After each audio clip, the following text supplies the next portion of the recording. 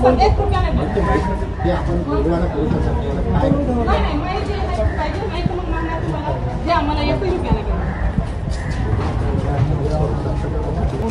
माझं ना तुम्हाला पाहिजे नाही तर माझी मागणी आहे एवढी पाहिजे मला बाकी काय घेणं देणं नाही। काय बोलले कंपनीवाले काय बोलले? कंपनीवाले म्हणत आहे 35 लाख देतो मला नाही पाहिजे तेवढे कारण माझी नास्तून जगण्याच्या लायकीचेच नाही 2 कामं करून माझा मुलगा पण माझ्या मुलगाची कंडिशन पाहून घ्या तुम्ही कोणती नाही बरोबर आहे तुमचं म्हणणं बरोबर आहे तुमची मागणी किती आहे मी सांगितलं ना एवढं आवाहन करून सांगून राहिले काय मागणी केलं तुम्ही ना? मागणी काय सांगितलं 50 लाख रुपये माझ्या नातसूनीला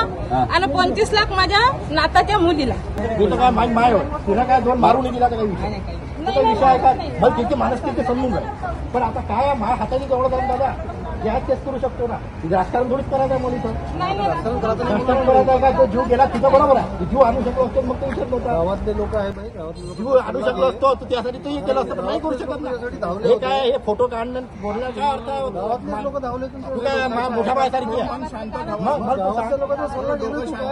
मी इतक्या वेळापासून मी इथं उभा काऊन उभा आहे मला वाटून राहिला मी या लेकराकडे मी मायातून सांगतो मी रोज आलो 4 दिवस या लेकरासाठी मी काली होतो रात्री मी खेळलो त्याच्यासोबत मी मला सांगायचं तुला एवढंच आहे माय की मी या लेकरासाठी आलो आज जे मी उभा आहे ना इथं हे दादासोबत किती वेळचं बोलून राहिलो दादा तुमच्यासोबत एकदा तरी मी म्हटलं का काही चुकीचं काही शब्द माया तोंडून तुम्ही सांगा हो माया मला समजून राहिलं नाही तसं नाही म्हणून हे पहा राजकारण करायला खूप होते तू मायासारखी आहे मी त्याशी बोलून हक्कानं बोलून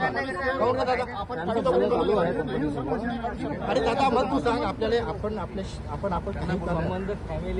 तुमचा नाही बाकीच्या काय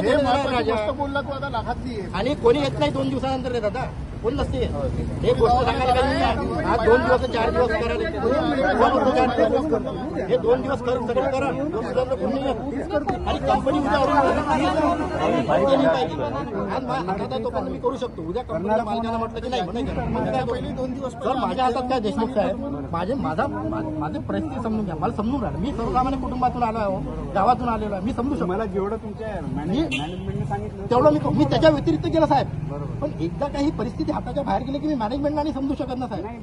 मॅनेजमेंट म्हणून तुम्ही जास्त हुशार झाले का कसं उत्तर देणार मी साहेब माझी मॅनेजमेंट खूप पॉझिटिव्ह आहे कुठलीच कंपनी इतके हे नाही करत साहेब माझ्या मॅनेजमेंटने माझे सगळे एम्प्लॉईज हॉस्पिटलला होते साहेब 24 तास मला तिची भावना समजून राहिलं काय